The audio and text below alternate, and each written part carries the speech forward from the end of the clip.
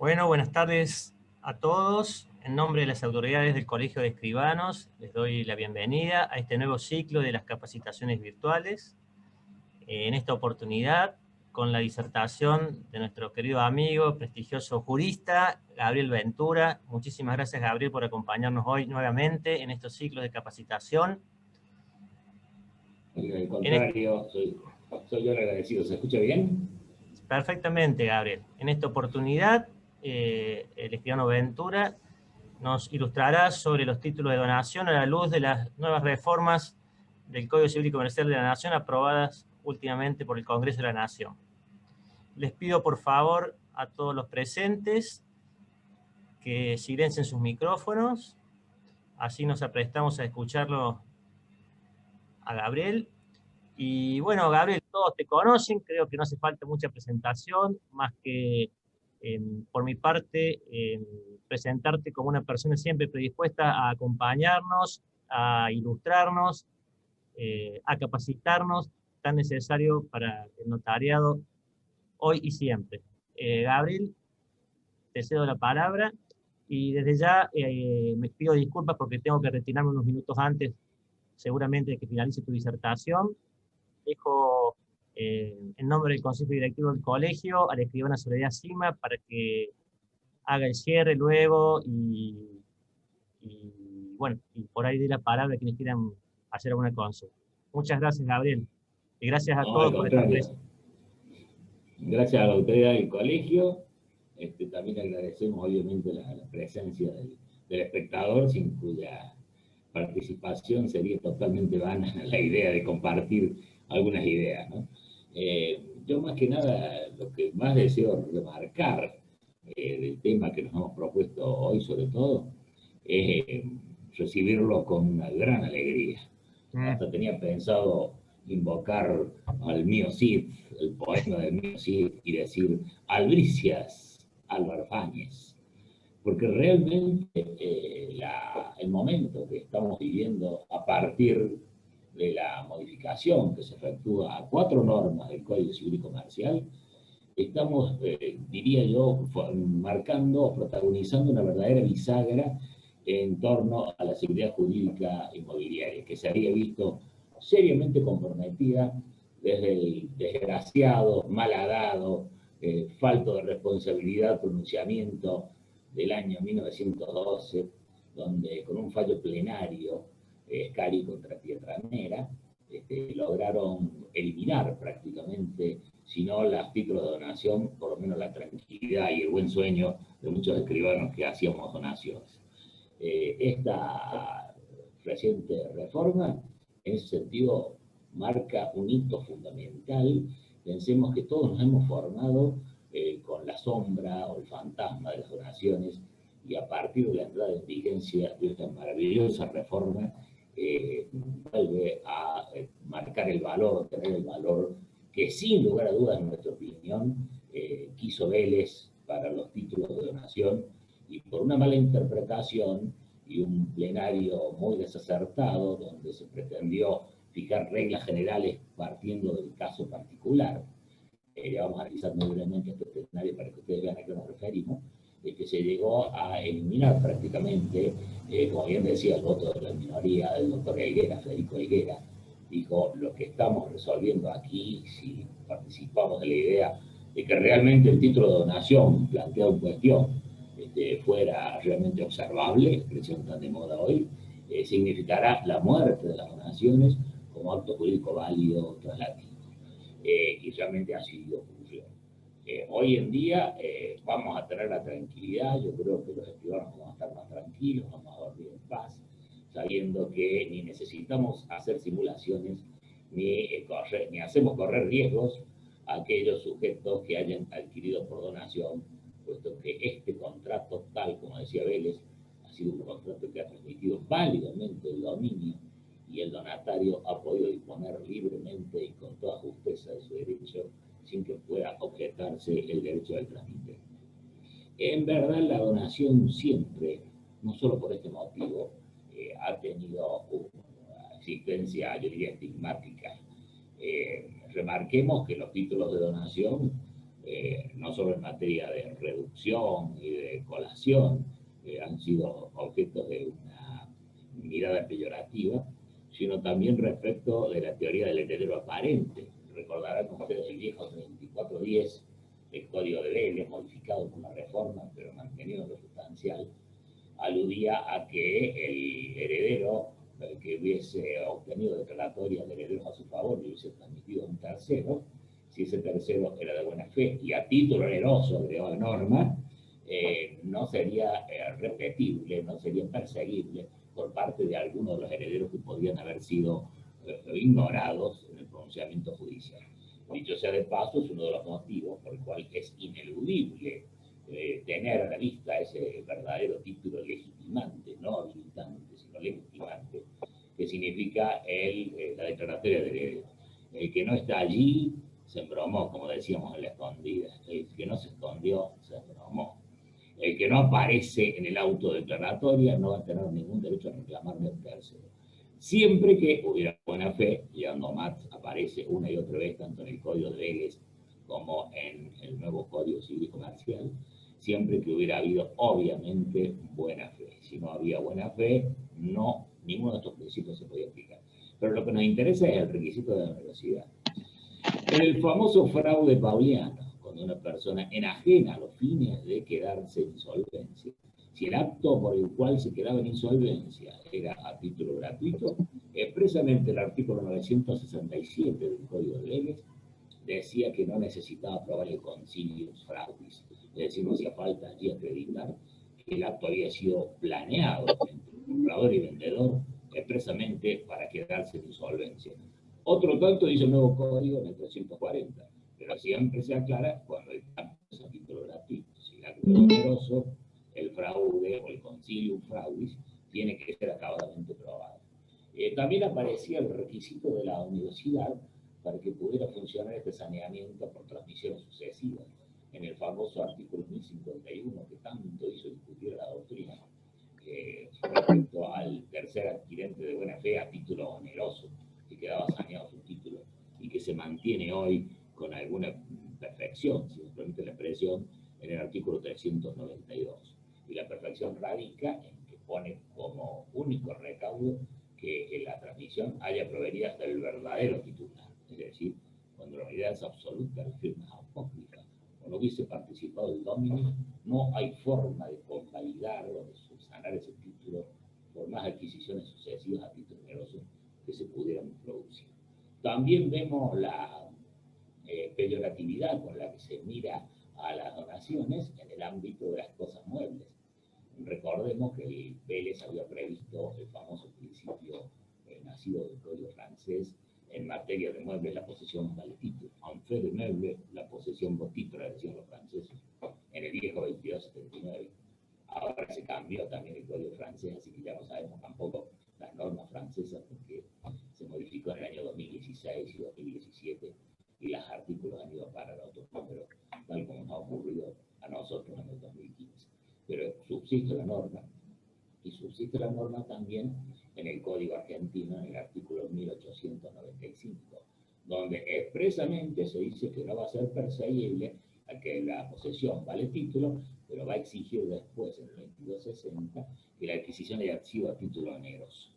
Y la verdad es que esta mirada, no con disfavor, sino con una inferior jerarquía a la donación, tiene su lógica. No podemos negar que hay un principio jurídico puesto de manifiesto entre un acto oneroso y un acto gratuito. La norma prefiere al que adquirió a título oneroso y no al que adquirió a título gratuito. Es un problema sinalagmático. El sinalagma es, como ustedes saben muy bien, es el equilibrio contractual, ¿no? Sinalagma significa que las partes en el momento de la contratación equilibran las prestaciones con un grado grande de subjetividad. Para mí puede valer más que para otro. Entonces, a lo mejor desde afuera la balanza está desequilibrada, pero desde el punto de vista subjetivo, interior de los contratantes, el sinalagma está perfectamente equilibrado, porque acepto la compra, porque me la está vendiendo cara, porque el inmueble que estoy adquiriendo es el que está al lado de mi casa, por ejemplo. Este sinalagma, en materia de donaciones, obviamente brilla por su ausencia, se trata de un acto de ilegalidad. El donatario, para que la donación sea efectivamente tal, no ha dado ni se compromete a dar prestación alguna. Con lo cual, si el legislador en un momento determinado, por una cuestión de justicia, decide hacer caer esa adquisición, no hay una gran lesión desde el punto de vista patrimonial para este sujeto, simplemente él habrá perdido alguna expectativa, alguna posibilidad que le podría brindar la cosa, pero no que hubiese una disminución de su patrimonio, que es lo que realmente se quiere evitar. Gabriel, discúlpame un Sí. segundito. Se escucha un poco bajo. ¿Vos estás con auriculares con micrófono o estás directamente con el micrófono de la computadora? Estoy con el micrófono de la cámara. ¿Hablo un poco más fuerte? Bueno, sí puede ser porque se te escucha, pero algunos dicen que escuchan un poco bajo. Se te Bueno, escucha claro, pero quizás si puedo hablar un poquito más fuerte, mejor. voy a hablar un poco más fuerte entonces. Gracias, Gracias. perdón, Gabriel. No, al contrario. Por favor, avísenme cualquier cosa para que no esté hablando al aire. Bueno, volviendo a lo nuestro, sobre que ya el título de donación, como decimos, por esta cuestión sinalagmática, siempre ha sido visto con un poquito, yo no diría de desprecio, pero sí con un disvalor, se suma el problema de la inoficiosidad, que es el que hoy nos convoca. La donación inoficiosa, aquella que está burlando, vulnerando la porción legítima, que como ustedes saben muy bien, tanto en Vélez como en el nuevo Código Civil y Comercial, que ya de nuevo no tiene mucho, ya estamos a 5 años, es de orden público. Y decir que es de orden público significa que no puede integrar las prestaciones convenidas en un contrato, no puede ser objeto de contratación, la porción legítima, ni puede ser renunciable, artículo 1010 y artículo 2449 del Código Civil y Comercial. Pero además el orden público involucra que es algo que el legislador le da trascendencia, le da importancia a esta institución. Con lo cual, nosotros vemos que la inoficiosidad resulta siendo sancionada por el Código, castigada, si se me permite la expresión, haciendo que el heredero que ha sido preso es aquel que ha sido juzgado en su porción legítima, le va a conceder acciones para obtener el recupero de lo que se le hubiese herido esa porción legítima. Remarquemos que la porción legítima, lo vamos a leer aquí, aparecen en el artículo 2444, 2445, donde está propiamente la proporción que corresponde a cada uno de estos herederos legitimados. La consecuencia de las donaciones, en definitiva, hayan o no burlado la porción legítima de algún heredero, por la sola eventualidad de que pudieran haberlo hecho, pasaron a recibir el estigmático calificativo de títulos observables. Fíjense, no son ni nulos, ni son ineficaces, ni son inoponibles. La doctrina les llama títulos observables. Vayamos a saber a qué quieren aludir, porque que yo conozca, las patologías no aluden a la observación, sino directamente a la pérdida de eficacia, en regla general, sea por inoponibilidad, sea por nulidad. La realidad es que esto generaba una situación tan trastornada y lo que más nos indignaba en particular a algunos era cómo se había alejado de la intención de Dalmacio del Sarfield, la interpretación que había hecho este espantoso fallo plenario de Scari contra Pietranera, que pretendió aplicar una situación puntual, en el caso concreto, a la generalidad de los supuestos. Baste para probar que no encajaba dentro de la ideología de Vélez la indelebilidad que le daba a la donación, la interpretación doctrinaria y jurisprudencial del plenario citado, con leer la nota al artículo 2477 del Código Civil de Vélez. En esta nota, más o menos al cuarto, quinto párrafo, el ilustre codificador dice directamente: designamos los valores y no las cosas mismas, refiriéndose a la acción de colación, porque la donación ha sido un título que ha transmitido de manera perfecta el dominio y su propietario, el donatario, ha podido disponer de ella libre y válidamente. Estas palabras son contundentes. Para la ideología de Vélez, la donación era un contrato traslativo con un pleno valor de transferencia, con lo cual no podía ocurrir que solamente esto hubiese estado previsto para la colación. Si también la reducción implicaba una persecución al respecto de la cosa, una acción rey persecutoria, Obviamente esto no estaba en los planes de don Dalmacio Vélez Arfield cuando se lee la nota al 3477 del Código Civil y Comercial. Pero tampoco podemos dejar de entregarle algo de culpa al sabio codificador cordobés, ya que en el artículo 3955 había previsto una suerte de acción reivindicatoria totalmente inventada, tomada sin lugar a dudas del Código francés. Él mismo en la cita dice ver las citas del otro artículo, y en el otro artículo está citado el Código francés. Y efectivamente, en el Código francés había esta posibilidad de perseguir la cosa tanto en la reducción como en la colación.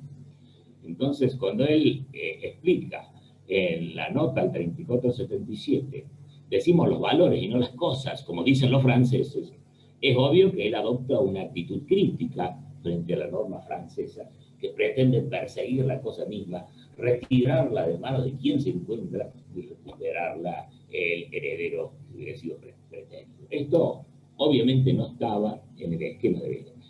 Estábamos totalmente convencidos de que no era así.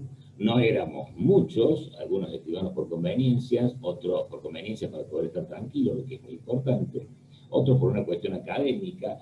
Compartimos con Gastón Di Castelnuovo esta inquietud y fue motivo de amistad, porque en el encuentro en el que estábamos éramos los únicos que opinábamos que aún para la reducción no había un efecto rey persecutorio de la cosa. Lamentablemente Vélez Arfield en el artículo 3955 hizo una mala transcripción, cometió el error de transcribir una norma francesa. Entonces, en ese artículo, que es una norma indirecta, digo yo, porque lo más importante lo dice de manera indirecta, y a veces suele ser lo que más se graba, ¿no? Da por sentado. Entonces dice en el 3955, más o menos, no es textual lo que voy a decir, pero más o menos dice: la acción de reivindicación que compete al heredero que hubiera sido preferido no comienza a prescribir sino después de la muerte del donante. Entonces, no es quizá lo esencial de la norma que diga cuándo empieza a prescribir, sino que lo esencial, que pasa en un segundo plano, dicho casi de manera indirecta, es que hay una acción reivindicatoria. Y la acción reivindicatoria, por esencia y por propia naturaleza, como que es una acción real, persigue la cosa. De allí viene esta pésima interpretación, donde por una sola norma, que obviamente dentro de la ideología del mismo Código Civil y Comercial, perdón, el Código Civil de Vélez, si leíamos artículo 2758, podíamos ver que la acción reivindicatoria solo procedía frente a aquel sujeto que había perdido la posesión, no quien la había entregado, tal como ocurre en el caso de la donación beneficiosa. Con lo cual, una interpretación coherente hubiera hecho decir a la doctrina que la norma del 3955 había que interpretarla adecuadamente y no pensar en una acción reivindicatoria, porque le falta lo esencial de la acción reivindicatoria, que es una acción defensiva cuando se ha perdido la cosa. Y el propietario aquí no ha perdido la cosa, sino que el causante voluntariamente la ha entregado en donación. Esa hubiera sido la interpretación, estimo yo, correcta. Lamentablemente, los que teníamos razón, como suelo decir yo, éramos minoría. Y una gran mayoría sostenía, incluso sostenida por grandes juristas, ¿no? Acá en Córdoba, obviamente, Marcel Panés sostenía la postura que nosotros siempre sostuvimos en cuanto a que no había un efecto persecutorio. Pero en Buenos Aires y en todo el resto del país, la gran mayoría, aunque no les gustara, sostenían que para Vélez se había previsto que la acción de reducción tenía este efecto rey persecutorio y se podía ir contra el último adquiriente. Al mismo tiempo, llamaba la atención como la comunidad jurídica, los juristas, los jueces, la Corte Suprema de la Nación, las cámaras civiles, aceptaban con un manso acatamiento semejante disparate.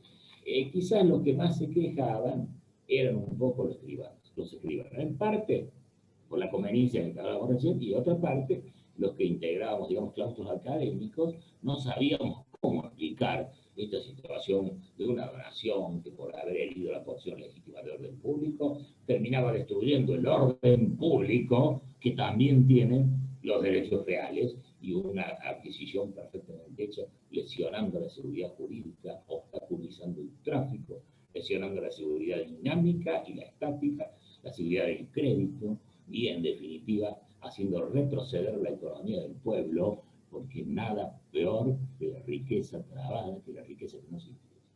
El propio Vélez, en varios dispositivos, en la nota 2502 a 2503, dejaba sentar la importancia que tenía que los bienes pudieran circular libremente. Pues bien, con este procedimiento, con esta donación así interpretada, no había forma de lograr que circulara. Este plenario, Scadi contra Pietranera, realmente generó y una gran inquietud por parte de los escribanos de 108 años. Son 108 años que hemos venido peleando para lograr una seguridad jurídica inmobiliaria con los títulos de donación. Ojo, que es también uno de los únicos fundamentos que se nos pudo esgrimir, y lo hizo mi gran amigo Juan Guardiola, cuando nosotros sostenemos enfáticamente que el estudio de títulos no es obligatorio, no es una obligación. Apareció el Código Civil y Comercial y parecía que había un atisbo de obligatoriedad, porque por lo menos yo tenía que averiguar si no había habido un título de donación entre los antecedentes que pusiera en jaque la posibilidad de un crédito futuro, sobre todo en el Banco Nación, que nosotros eran los más observadores de ese tema, o que algún adquirente dijese, no, hay un título de donación, no le compro la propiedad o se la pago menos. Esta circunstancia obligaba a que el escribano tuviera al menos una idea de si había habido algún título de donación, aunque no fuera un estudio de título completo con todo el sentido que la expresión significa, ¿no? La circulación de la riqueza, la seguridad del tráfico y del crédito, la seguridad dinámica y la seguridad estática se vieron todas frustradas. Nuestra inquietud, que mucho hemos trabajado en el tema, queda demostrado con la gran cantidad de trabajo, algunos procurando ser lo más didácticos posible, y hasta hicimos un proyecto de modificación del nuevo artículo 2458, que nos pareció calamitoso, y con toda soberbia, dándose el gusto, quienes redactaron el código, postularon su propia posición, aunque fuera injusta, nada más que para demostrar, vieron que teníamos razón, que tenía efectos repersecutorios la reducción, pero también lo agregaron hasta la colación en el artículo 2458, que por ende pasó a ser una norma tan nefasta que motivó en definitiva un trabajo nuestro que está en la revista notarial número 94, que lo pueden ver en la página de la academia también, que justamente se llama Donaciones, necesidad de modificar el artículo 2458 del Código Civil y Comercial. Por eso decíamos al comienzo, albricias, alegría. Creo que las autoridades del colegio deberían ofrecer un brindis a todos los escribanos por haber terminado con esta sombra que nos arrojaban los títulos de donación. Aparecen nuestra inquietud, decíamos, en varios trabajos. Uno de ellos se llamaba Valor de la donación como título al dominio, donde gritábamos a través de las letras, gritábamos que los títulos de donación eran buenos. La desprotección de la legítima en el Código Civil y en el proyecto del 2012, cuando todavía no había salido el Código Civil en el 2015. Ahí también en JA, año 2013, expresamente decíamos allí que se desprotegía la legítima con esta ley, porque obligaba a quien quería hacer una donación a simular. Y hasta nos dimos el gusto, que fue elogiado por allí, por algún autor, de decir que las simulaciones hechas para evitar la injusticia de la ley no eran ilícitas, obviamente, porque procuraban burlar un mandato legal, pero le habíamos calificado de legítimas. Y empezamos a hablar de simulaciones legítimas para poder tranquilizar nuestra conciencia cuando le decíamos al donante, simule una venta, porque si usted hace una donación, ese título está condenado a ser observable, como decía la mala doctrina acuñada luego del plenario del 1912, Scadi contra Pietranera. También hay otro trabajo que se llama Donaciones, distracto como medio subsanatorio. ¿Qué imaginación cuesta a los escribanos para tratar de sanear? ¿Saben qué expresión utilizaban? Bonificar los títulos de donación. Y los maldecían, los ensombrecían por todos lados. Hemos visto hasta fórmulas de Horacio Pelosi indicando en Revista Notarial de La Plata cómo hacer para mentir adecuadamente y lograr que esos títulos recuperaran el valor que caprichosamente la doctrina, la jurisprudencia, partiendo del plenario Scadi contra Pietranera, le habían quitado. Y llega a decir este consagrado autor, a explicar cómo hacer para mentir, hablaba de un arrepentimiento. A le ha donado a B, por este acto viene A, y B dice que se ha arrepentido de la donación, y que por este acto entonces B le va a pagar una suma de dinero, y eran todas mentiras, era nada más que para poder bonificar. Fíjense la obligación, los deberes, la deontología, la teoría de los valores, todo tirado por tierra por culpa de una caprichosa interpretación, no solo del plenario, sino de una numerosa doctrina que se negaban rotundamente y que la vemos puesta de manifiesto en el 2458. Los autores del 2458 participaban de la persecución. De nuestra parte, odiamos toda acción persecutoria que obstaculiza el tráfico y quita la posibilidad de la circulación de la riqueza y empobrece el pueblo. Ninguna acción, salvo muy honrosas excepciones, debería tener efectos persecutorios para consolidar el dominio y brindar lo que se llama la seguridad estática. El Valle de Goytisolo elogia la seguridad en sus dos aspectos, tanto la dinámica como la estática. Y a la estática, ¿saben cómo la designa? Seguridad del derecho subjetivo. Dice, llamarla seguridad estática es degradarla, es la seguridad del derecho. Soy propietario y lo voy a seguir siendo siempre. En cambio, si hablamos de seguridad estática, no apuntamos a esta permanencia, esta solidez que significa el derecho de dominio. Por eso es que me gusta esta expresión de Valdés de Goytisolo cuando se refiere a la seguridad del derecho subjetivo. Poco interés en la doctrina, poco interés en los operadores del derecho, salvo los escribanos, sorprendente, hombres de derecho. Nosotros explicamos en nuestra clase que el abogado debe ser audaz, debe golpear las mesas, debe levantar la voz y oponerse a la injusticia. Acá un manso atacamiento. Solamente los escribanos mantuvimos una cierta actitud crítica y una y otra vez estábamos presentes para quejarnos de este espantoso plenario y la tremenda interpretación que se le daba a la norma del 3955 del Código de Vélez, y ni qué les cuento lo que decíamos del artículo 2458 del Código Civil y Comercial. En nuestro trabajo sobre donaciones, necesidad de modificar el 2458, les leo una palabra textual, que casi que parece que yo quisiera erigirla en una sentencia de algún sabio jurisconsulto romano, pero me llama la atención cómo coincide con los tiempos actuales de lo que les estoy diciendo. Esta frase, que la tengo textual acá, extraída de la revista Notarial 94 del Colegio Escribano de Córdoba, dice así: no podemos ignorar el grave trastorno que se genera en el tráfico inmobiliario con motivo del dispositivo del artículo 2458 del Código Civil y Comercial. Este tipo de normas, sobre todo por su efecto persecutorio, constituyen un gran obstáculo para la libre circulación de la riqueza y el engrandecimiento de la economía nacional. De ahí el albricias del comienzo de nuestra charla. Bien es sabido que todo buen legislador debe procurar siempre que la riqueza circule libremente. Y en este código, eso nos llama la atención, la incoherencia. En este código están quizás sentadas con mayor metodología en lo que yo suelo llamar normas simétricas, se reiteran una y otra vez para distintos tipos de derechos, la transferibilidad. Aparece en el artículo 398, pido que tomen nota de esto para que lo comparen y vean que es cierto. En el 398 es todo derecho es transmisible, esa parte general de la patrimonialidad, 398. Luego lo vuelve a reiterar en los derechos reales, en el 1909. Y ahí dice, todo derecho real es transferible, con las excepciones legales. Los derechos, por ejemplo, personalísimos no son transferibles. Pero siempre se habla de la regla general de la transferibilidad.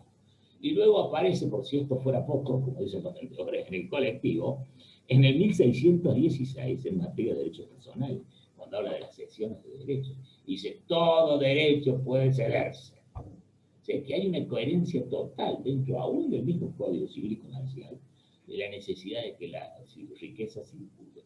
¿Cómo se puede concebir la convivencia de estas normas con el artículo 2458, que en particular para nosotros el que más nos molestaba?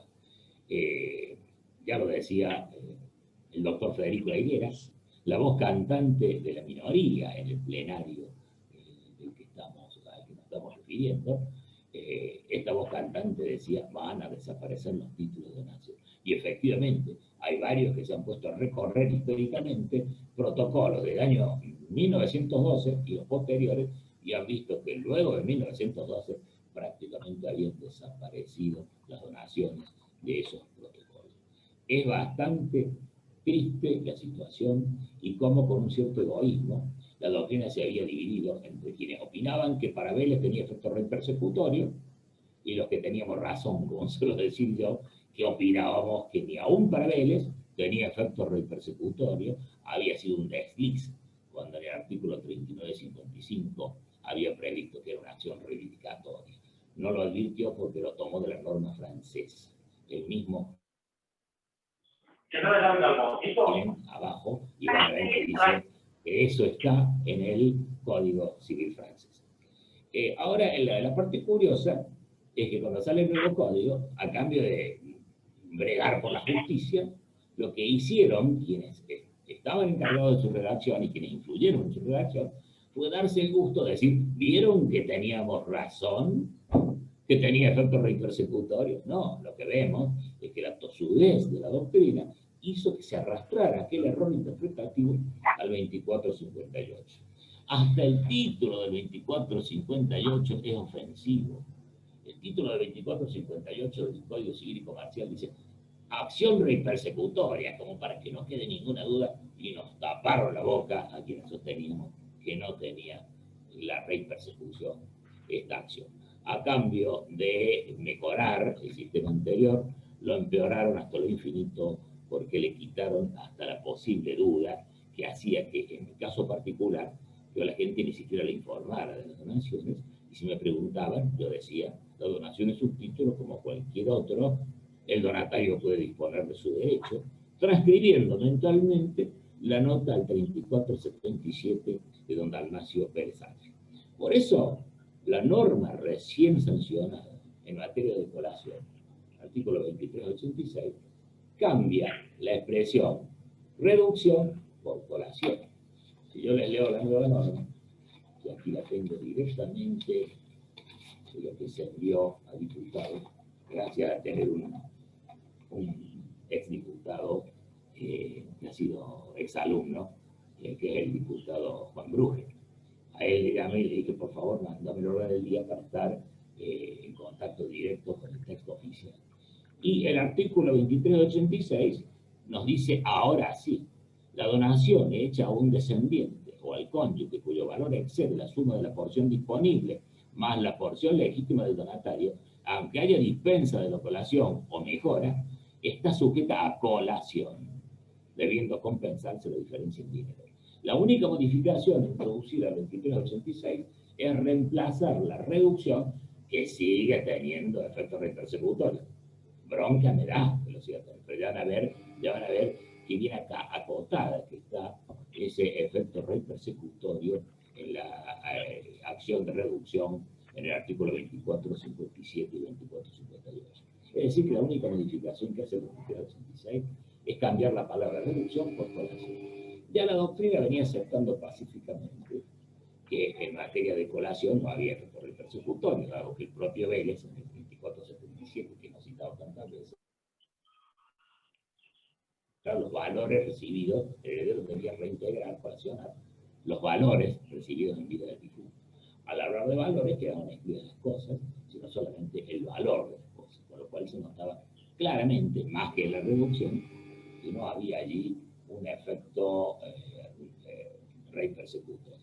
Esto me parece realmente de gran trascendencia, que se haya modificado el 2386 en ese punto, porque ya arrastra toda la doctrina anterior.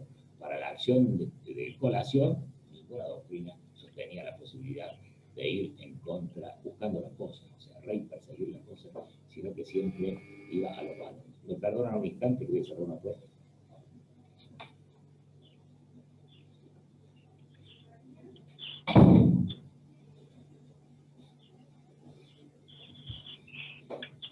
Sí, estaba sintiendo mucho ruido acá en la oficina, tuve que cerrar la puerta. Volvemos a tomar el tema. Por otra parte, actualmente todavía toda acción es toda acción de reducción tiene efectos reinpersecutorios, pero ya vamos a ver que está La parte curiosa también es que podían coexistir, y no sé cómo lo lograban, dos normas completamente diferentes en cuanto a su resultado, y que más o menos pasaban por el mismo tema. Fíjense que para la acción de reducción, la doctrina, la jurisprudencia, incluso el plenario, le daban acción al heredero preterido para ir a buscar la cosa y traerla de vuelta.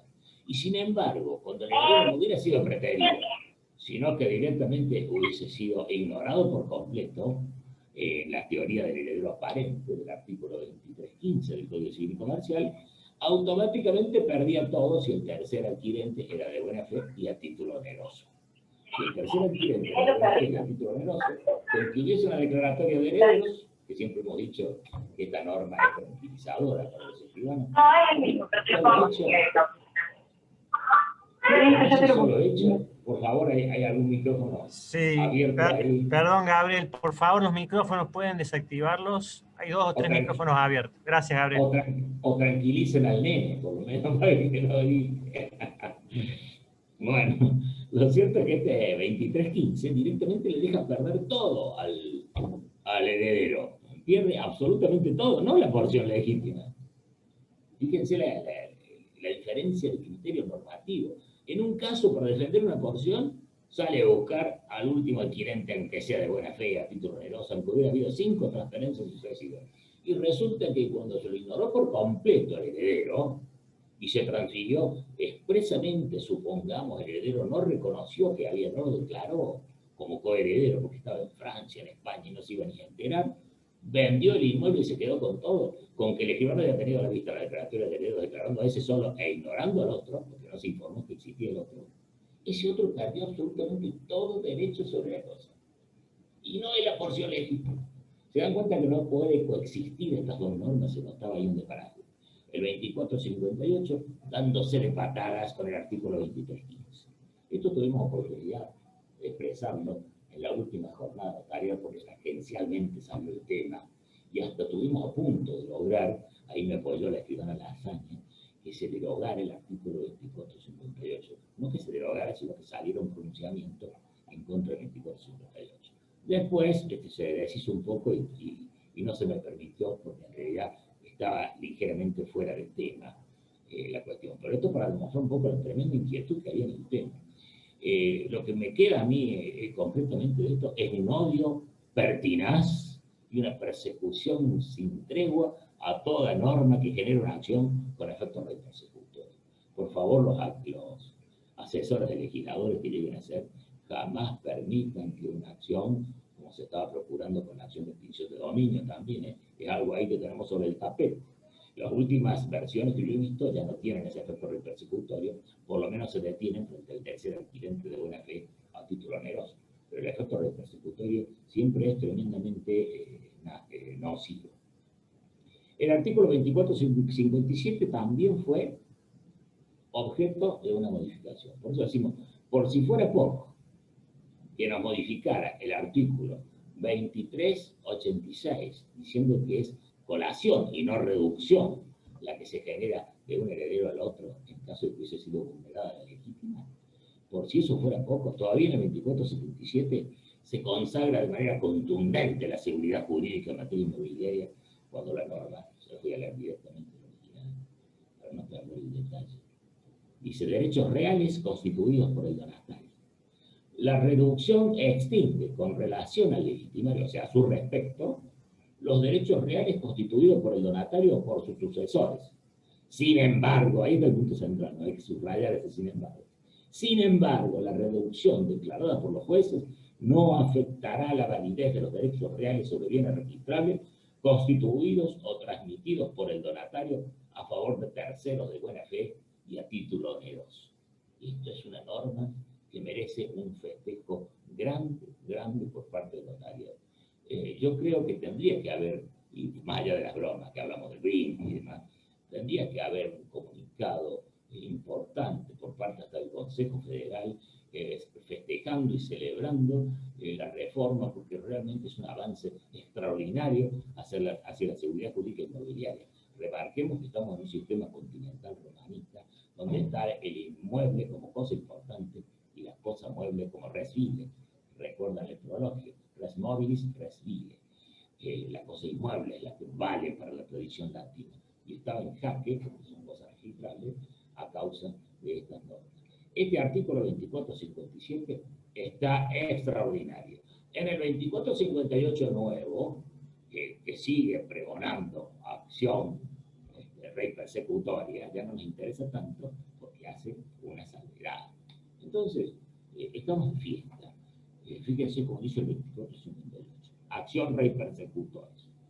Salvo lo dispuesto en el artículo anterior, el legitimario puede perseguir contra terceros agentes los bienes registrables.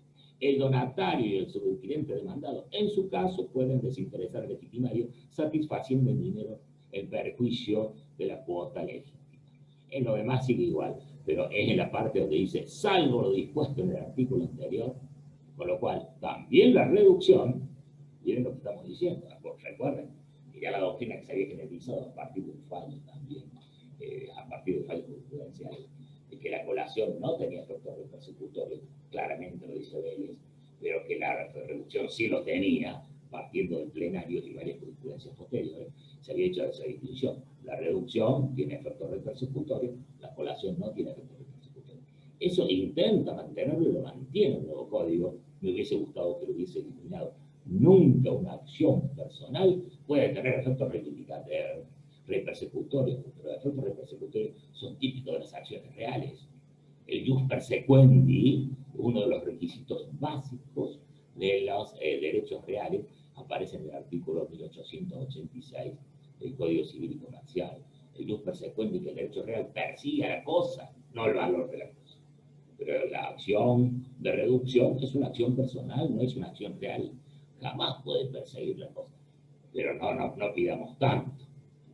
Por lo menos hemos logrado que el artículo 2458, que le asigna acción rey persecutoria a la acción de efecto rey persecutorio, a la acción de reducción, por lo menos diga, salvo lo dispuesto en el artículo anterior. Es decir, yo tengo efecto rey persecutorio, pero cuando voy a perseguir la cosa me encuentro con un tercer adquirente de buena fe y a título oneroso.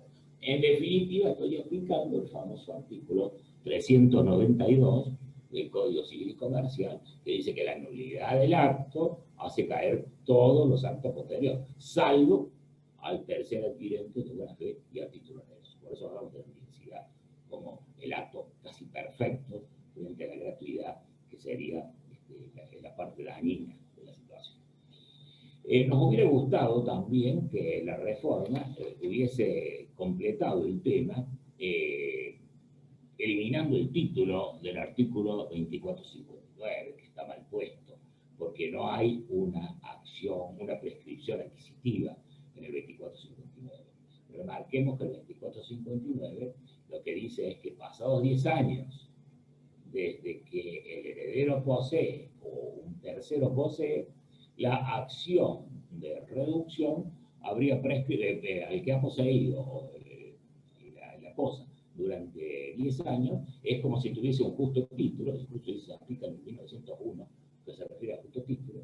Recordemos que el justo título es para adquirir por su campeón por 10 años, pero en definitiva lo que hace es revitalizar el título que habría nacido con una causa deficiente, con una nulidad relativa.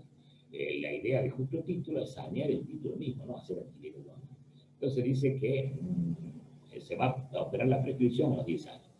Remarquemos también que será a los 5 años desde la muerte del causante, porque hay otro plazo de prescripción, que sería el de la acción de reducción misma, no solo la adquisitiva, como le llaman el código, que adquiere el dominio que posee por 10 años, sino que también puede llegar a prescribir la acción correlativa, que sería la acción de reducción, que como no tiene plazo, se aplica la norma genérica, que ahora la norma genérica son 5 años del artículo 2560. En vez de la norma genérica de 4023, que si alguna acción personal no tiene plazo, el plazo será de 10 años. Ahora es al revés, que hay alguna acción que no tiene plazo, el plazo general será de 5 años. Artículo 2560 del Código Civil y Comercial. ¿Por qué decimos que no es prescripción adquisitiva? Porque no ha nacido todavía la acción hasta que no muere el causante. Y hay un prologio latino, que Vélez lo tenía muy en claro, que dice que la acción no nacida no prescribe. Actio non nata non prescribitur, decían los romanos. La acción no nacida no puede prescribir. Y como esta acción no nació, porque hasta que no fallece el causante, no se ve cuál es el patrimonio que deja para poder sacar el cálculo si se ha vulnerado la porción legítima o no de alguno de los.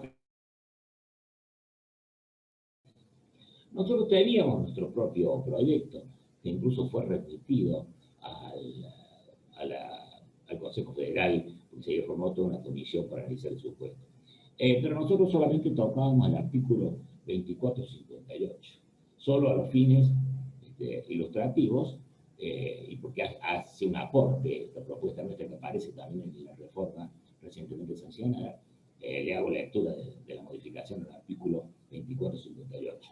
Nosotros propusimos que el artículo 2458 dijera así: la reducción declarada por los jueces no afectará la validez de los derechos reales sobre bienes inmuebles constituidos o transmitidos por el donatario a favor de terceros de buena fe y a título oneroso. Exactamente lo que está diciendo ahora el artículo por vía de remisión al 2457. Respecto de quienes no tendrá efecto persecutorio. En estos casos, el heredero preterido solo podrá reclamar al donatario el valor de los bienes incluidos en la donación en oficios. Como se puede ver, también estábamos en contra de la reducción con efecto persecutorio. En un segundo párrafo del 2458 proponíamos que dijese así: la buena fe del tercer adquirente se presume, en principio rector, pero acá se hacía menester decirlo. No nos olvidemos que había algún sector de la doctrina que decía que era de mala fe el adquirente si sabía que entre los antecedentes había una donación. Ese disparate nos ha tocado escuchar de la doctrina, cuando en realidad la sola donación tampoco nos dice que sea el que haya herido porción legítima alguna. No sabemos, por ejemplo, si causa que tenía heredero.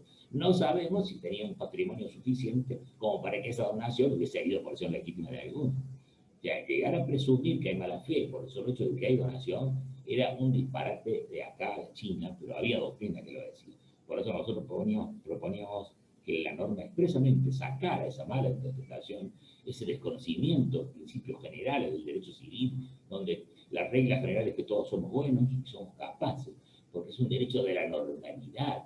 El derecho penal es el que parte de la anormalidad y del incumplimiento y de la inconducta. El derecho civil parte de la normalidad, donde todos somos capaces y todos somos buenos, y hay que probar la mala fe. La regla general, la buena fe se presume.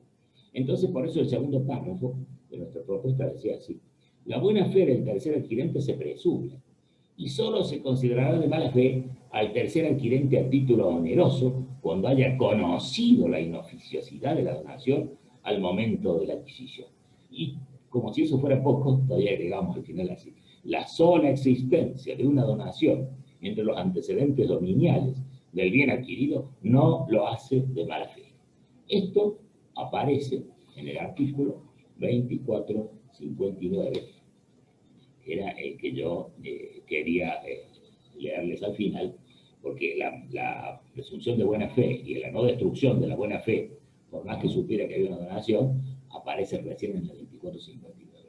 Entonces el 2459, mal titulado, que dice restricción adquisitiva, mantiene ahora, va a tener este texto en virtud de la reforma reciente.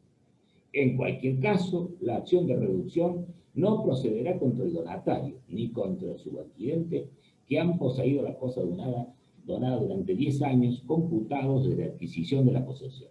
Se aplica el artículo 1901, que es el justo título que decíamos recién, y después le agrega lo siguiente: no obstará la buena fe del poseedor el conocimiento de la existencia de la donación.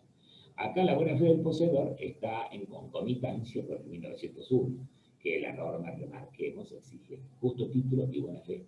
Pero nada obsta que esta buena fe, tal como lo habíamos hecho en nuestra propuesta, se aplique a todo el concepto de la presunción de buena fe. El hecho de que yo sepa que hay una donación no me transforma en mala fe. Estamos muy felices y contentos, y solo como una conclusión nos restaría, en primer lugar, hagamos votos para que nunca más nos llegue una norma que genere una acción personal con efectos persecutorios, porque nos va a dar que hablar a los escribanos y no nos deja dormir. Entonces, como comenzamos con el poema del mío Cid, diciendo albricias, albarfañes, en realidad había sido desterrado, pero lo mismo le da alegría dejarse tierra. Concluimos a la manera del fabulista Esopo, el griego, de la fábula de Esopo, con una moraleja, que yo la enuncio así. Legislador, porque lo apunto a él, nunca generes acciones con efectos persecutorios, sobre todo en materia de inmuebles, en un sistema continental o romanista. Son bienes muy preciados y las mentadas acciones siembran dudas en los títulos, entorpeciendo la circulación de la riqueza y enervando el crédito, aspectos estos que constituyen una importante herramienta de crecimiento. Todavía tenemos un fantasma, y es la ley que se está procurando una y otra vez, apunta en toda Latinoamérica, de la extinción del dominio. Lamentablemente esta ley a la fuerza generaría su tratamiento alguna politización de la charla. Más allá de la politización que pudiera cerrar, a lo que yo me opongo es fundamentalmente a que una ley de tipo personal genere efectos persecutorios. Y ya hay un decreto de necesidad y urgencia emitido a comienzos, en enero del 2019, que incluso se da el lujo de derogar el artículo 1906, de 1905, del Código Civil y Comercial. Sabemos bien que los decretos de necesidad y urgencia son constitucionales. A veces periodistas que se largan a hablar macana, no han leído la Constitución, ignoran que los decretos de necesidad y urgencia están expresamente previstos justamente cuando hay necesidad y urgencia en el artículo 99 del Código de la Constitución Nacional. Pero nunca, jamás, un decreto de necesidad y urgencia puede modificar una ley. Bueno, con esto espero haberles dado un pantallazo, por lo menos, de la belleza de reforma que acabamos de recibir en este año tan tortuoso, tan nefasto y negativo. Tenemos algo por qué sonreír. Las donaciones han vuelto a ser un título válido. Estoy seguro que donde esté don Dalmacio Vélez está sonriendo feliz de haber vuelto a lo que fue su primigenia ideología. Muchísimas gracias, y si queda alguna pregunta, con gusto trataremos de contestar. Bueno, doctor escribano Gabriel Ventura, muchísimas gracias por su claridad. ¿Cómo está? No te había visto, ahora que aparecí. Cuando uno habla aparece la pantalla. La verdad que con todo el notariado de Argentina muy contentos por esta realidad legislativa que devuelve a la normalidad de alguna manera el quehacer notarial, que en estos años habían tenido esta prevención de las donaciones, ¿verdad? En esta modificación. Claro, bueno, pero digo por la perfecto.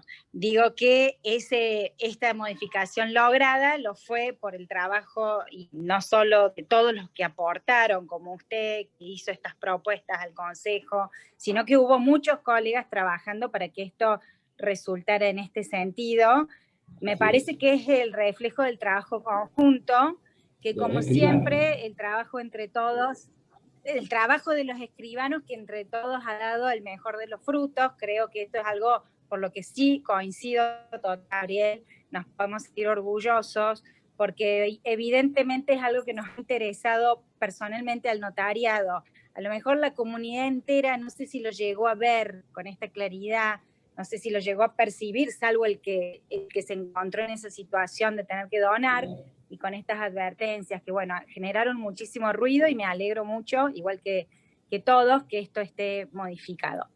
Y les comento, como dijo el vicepresidente, él se tuvo que retirar y no tengo yo la aplicación de levantar y sacar los micrófonos. Les pido a todos que en cierto orden, quienes tengan, ahí veo a Eugenio Chávez con una mano, pero no alcanzo a ver si hay más, les pediría que nadamente habilite cada uno su micrófono, porque yo no se los voy a poder hacer a ustedes.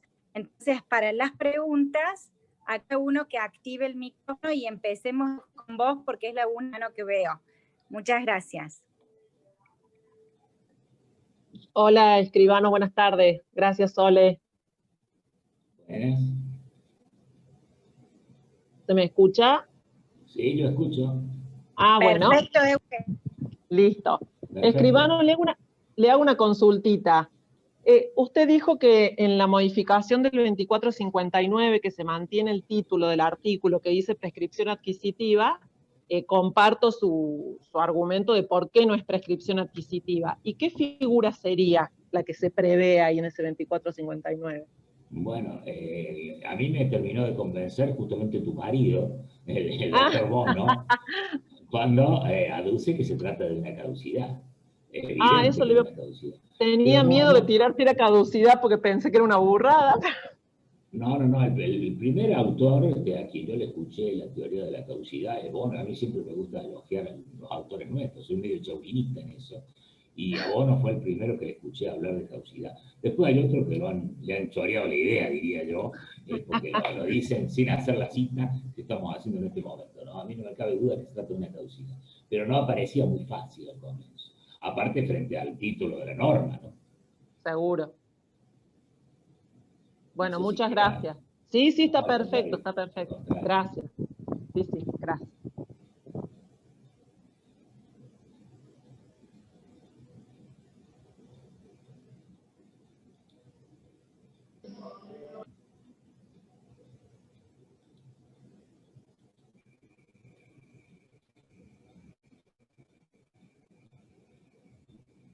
Ahora sí los puedo ver a todos los participantes, más de 50 colegas, Gabriel, en esta tarde calurosa pero súper interesante de encuentro. Veo que la única que había levantado la mano era Eugenia Chávez, así que me gustaría ver si hay alguien que tiene alguna otra pregunta que hacerle al escribano Ventura. Habilite ahora el micrófono.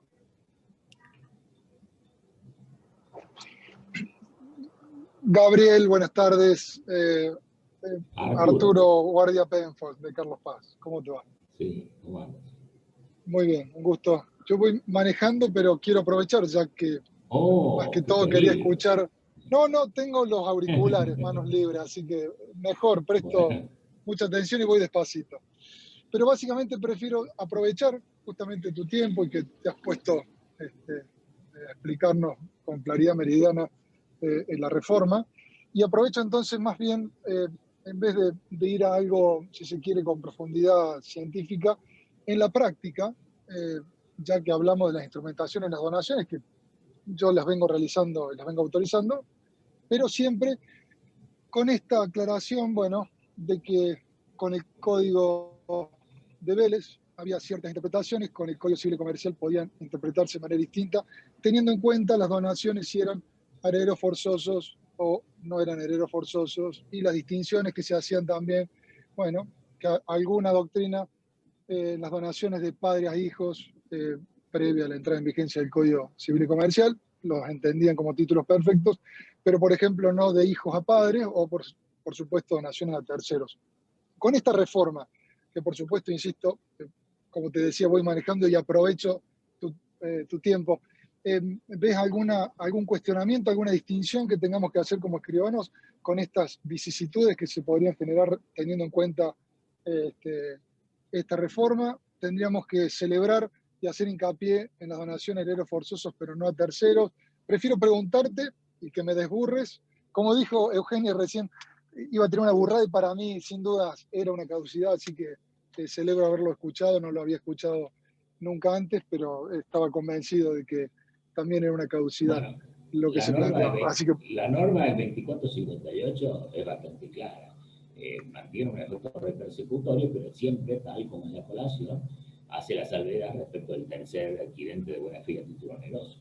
Con lo cual se está remitiendo al 392, que es aquella norma que reemplaza el 1051. Es decir, que cuando cae un acto por nulidad, caen todos los sucesivos, salvo la adquisición del tercer adquirente de buena fe y a título oneroso. De manera que yo creo que hoy en día podemos hacer las donaciones como quería Vélez sin efectuar ningún tipo de aclaración. Lo único que sí hay que aclarar es si se dispensa de la legítima o no, como dice claramente la norma del 2385 del Código Civil Comercial. La dispensa de la legítima significa que estoy haciendo una donación y en caso de que alguien la pretenda colar, traer a colación, bueno, la posibilidad de la porción disponible va a quedar para ese donatario. Es un poco lo que siempre hemos hecho. con lo cual no veo que haya manera. Yo creo que ahora podemos hacer las donaciones con total tranquilidad. Yo también traté de hacerlas siempre así. Cuando ya el requirente te pregunta y no voy a tener problemas, ya, y capaz que sí, cuando vaya al Banco Nación lo van a salvar. Ahora no se lo van a usar así. Esperemos que los asesores del Banco Nación se pongan a estudiar el tema, ¿no? Porque ya había pasado que no lo tenían estudiado. Recordemos cuando se hacía una venta con un inmueble hipotecado, el Banco Nación se sentía tan agredido cuando había hipoteca el Banco Nación que mandó una circular, una especie de carta de documento a todos los colegios de escribanos del país, diciendo que había escribanos poco escrupulosos que realizaban ventas de inmuebles que estaban hipotecados por el Banco Nación con la agresión o la lesión que significaba para el banco que perdían su garantía. Ese grado de ignorancia tenían en ese momento los asesores del Banco Nación. No sabían que la hipoteca, en el caso de Vélez, artículo 31-62, perseguía al bien. Si el deudor enajenaba la cosa, el banco perseguía al mano de quien se encuentra. Que todavía se mantiene esa situación. O sea que podía ocurrir que no le diera la reforma ahora. Espero que haya cambiado el cuerpo de asesores. Muy bien, gracias, Gabriel. No, al contrario. Bueno, estamos por el cierre. Euge Chávez, veo tu mano levantada de nuevo. No sé si es otra pregunta o quedó. Sí, es otra pregunta. Adelante, Euge. Aprovecho que nadie pregunta. ¿Qué chica hiciste? Bueno, vio cómo soy. Escribano, es una pavada. La ley de que modifica estos artículos ya se promulgó, porque yo lo último que tengo es el dictamen de la Cámara, pero no encontré la publicación, entonces capaz que no está todavía. No está. Yo logré, no sé si se ve ahí, que me mandara sí. El ex diputado Brusque, que ha sido alumno mío, le mandé un WhatsApp, le dije, por favor, mandame el texto original de la propuesta, porque no lo encontré en internet en ningún lugar. Por eso con mucho orgullo tengo esto, que es una pavada, pero no deja de ser orden del día, oficial. El orden del eso día es se mandó lo oficial a la Cámara de Diputados una vez que la Cámara de Senadores la había aprobado. Y eso es lo que tengo. Termina diciendo la Comisión de Legislación General, al considerar el proyecto de ley en revisión del Honorable Senado, por el cual se modifican los artículos 2386, 2457, 2458 y 2459 del Código Civil y Comercial sobre donaciones inoficiosas, y no encontrando objeciones que formular al mismo, aconseja su sanción. Estamos esperando que se promulgue sanción y se publique. Bien, sí, está bien, eso es lo último que yo tenía, esa orden que tiene usted. Perfecto. Bien, gracias. No pregunto más. No. ¿Puedo hacer una pregunta? Claro. Bueno, Gabriel, ahí van las preguntas, empiezan a aparecer. Sí, ¿quién pregunta? Gracias.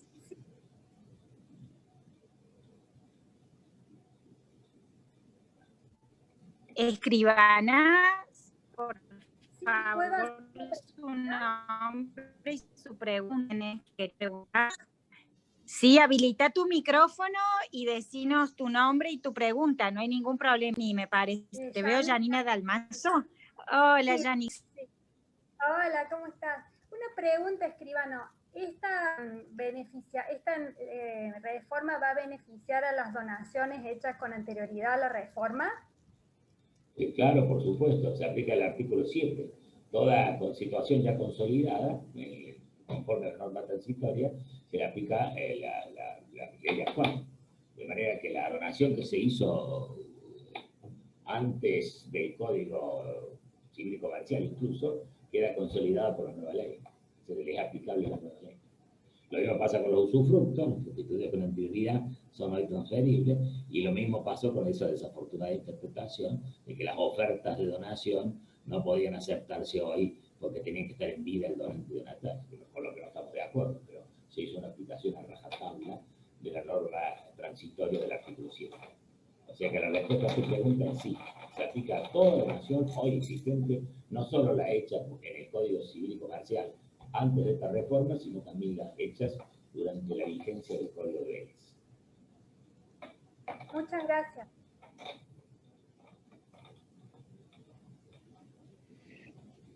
Gabriel, Arturo, de nuevo.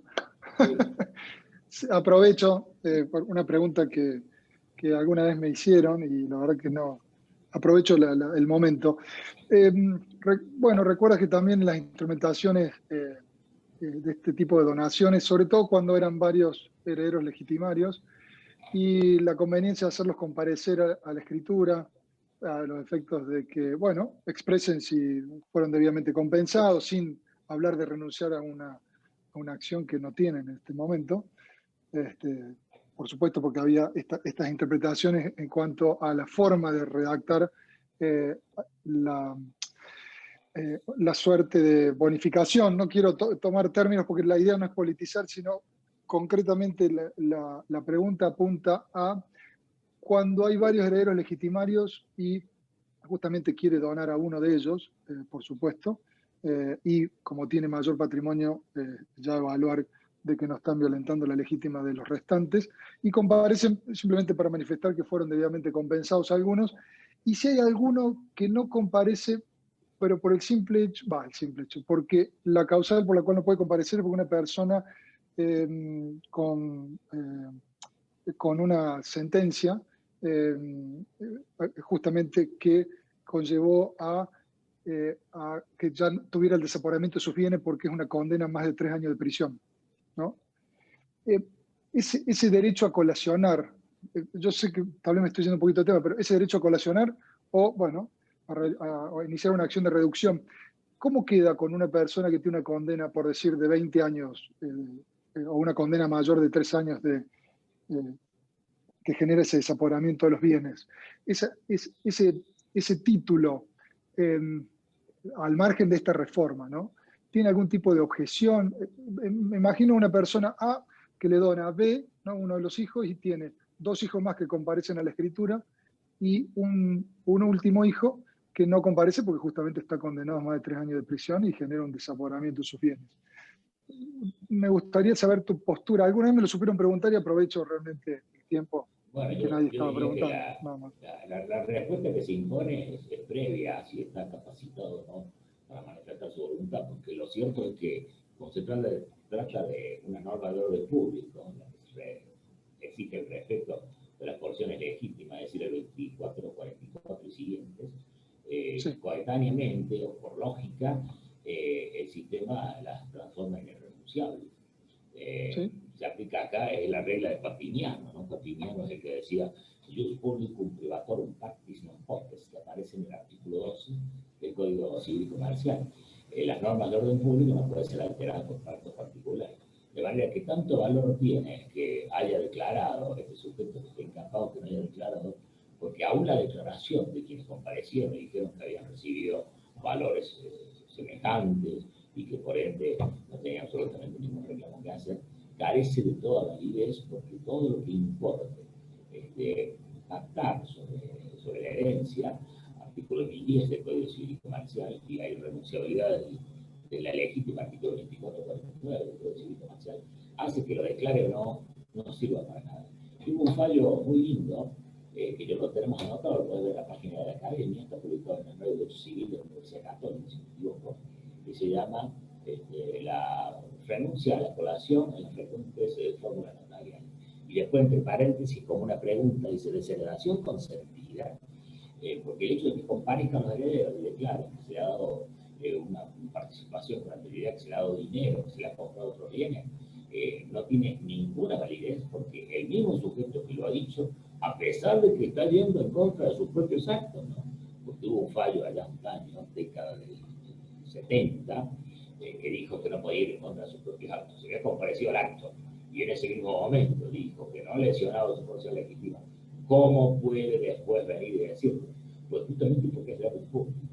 Y este caso, que lo tenemos anotado, a pedido del doctor Marcel Panés, él descubrió el caso y me dio para que yo hiciera la nota, ese que decimos que se llama la renuncia a la colación en la reciente fórmula notarial, donde el juez consideró que tenía razón la que había renunciado, porque después compareció al juicio y dijo, no había renunciado, ella había dicho, como acabas de decir vos, que había recibido dinero con lo cual le habían mandado de viaje a Francia, me parece que a Europa, en particular a Francia, con lo cual se sentía compensada de lo que le estaban donando al hermano de este momento.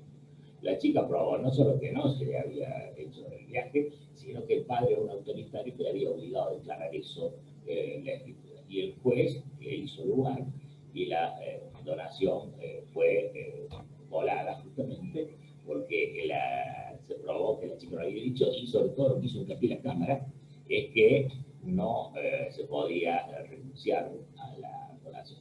Más allá de que le pongamos otras palabras, recordemos que este mismo código, el artículo, me parece que es el mismo 12, nos habla del fraude a la ley. Yo doy un rodeo para lograr lo que está expresamente prohibido, bueno, advertido, como se nota claramente ahí cuando dice que ha recibido otros bienes, es una renuncia a la donación, a la que no se puede renunciar por artículo 24-29. Este es un fallo que a mí me gustó mucho y me preocupé especialmente de defender al escribano que había redactado la escritura, que como muy bien vos decís, es muy frecuente que uno sitiado le diga al padre que venga a sus hermanos de claro, para que no quede como un acto artero, solapado.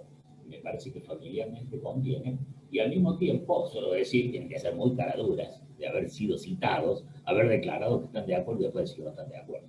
Pero en el caso este se lo oyó muy bien a la chica, porque había logrado probar, porque digo, que el padre era muy autoritario y le había dicho, nena, vos vas y declarás esto en la escritura. Entonces la chica lo hizo.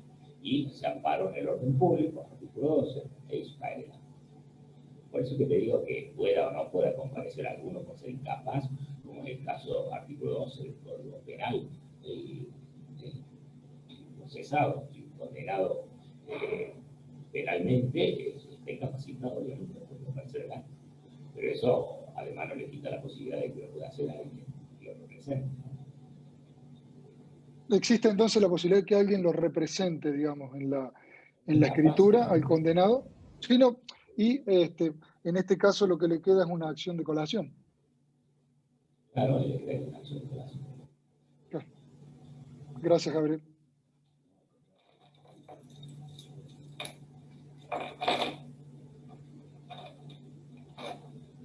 Ahí, perdón, Gabriel, en relación a este caso tan interesante de quien después se desdice de lo que dijo en la escritura, me hace pensar en esta idea que tenemos los escribanos de cuando recibimos los dichos de partes, que distinguimos de lo que el notario da fe porque pasó ante él, sino que quedan como manifestaciones de una de las partes que cuando refiere a cuestiones tan trascendentales como por ejemplo que fue compensado porque le donaron otro inmueble, si eso pudiera documentarse, evidentemente es más cierto y va a dar a una expresión de parte un respaldo en un negocio jurídico real existente para evitar estas discordancias. Yo compenso porque me dieron un viaje, luego se prueba en contra. Me parece que es más prudente la acción del notario que pide que acompañemos a los dichos de partes aquellos documentos que puedan respaldarlo.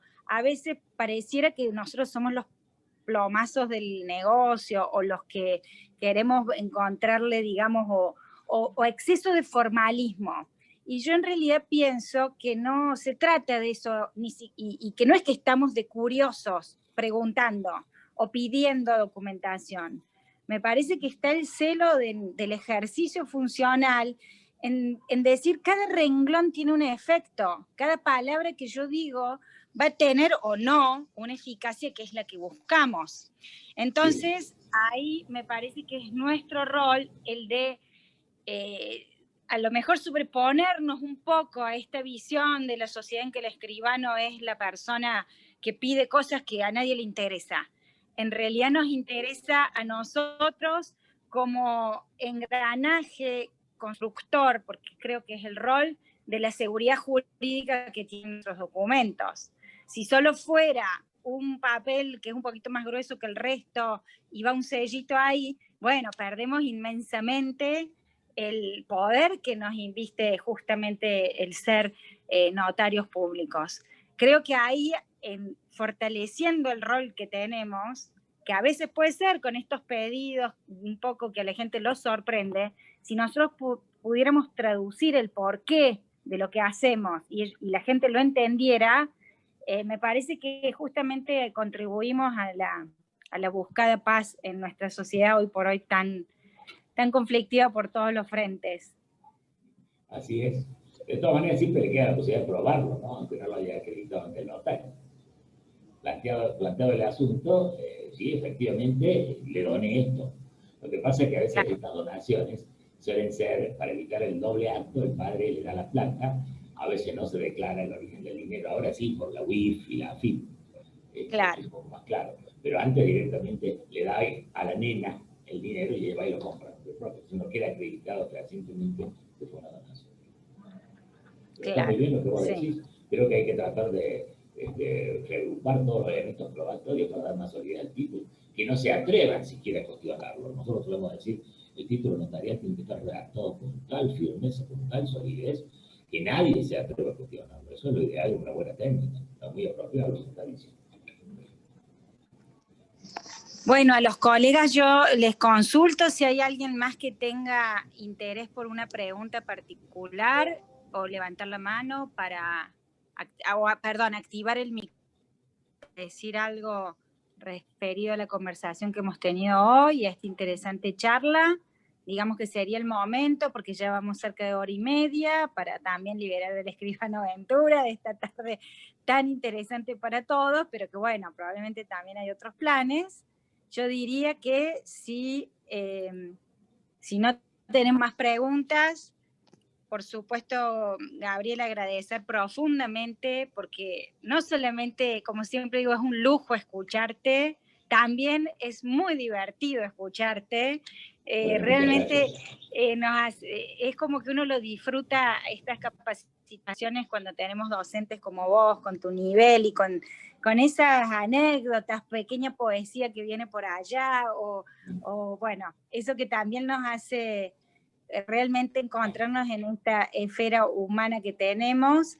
Pido, si les parece, a todos los colegas, en un agradecimiento muy grande al escribano Ventura, que activen sus micrófonos, y lo despedimos con un gran aplauso, Gabriel, ¿sí? Muchas gracias, Soledad, gracias a todos. Realmente compartimos esta alegría. Compartimos la alegría de la modificación del código. En este año de pandemia tan desagradable. Bueno, muchas gracias, entonces. Hasta cada ratito. Suerte. Hasta pronto.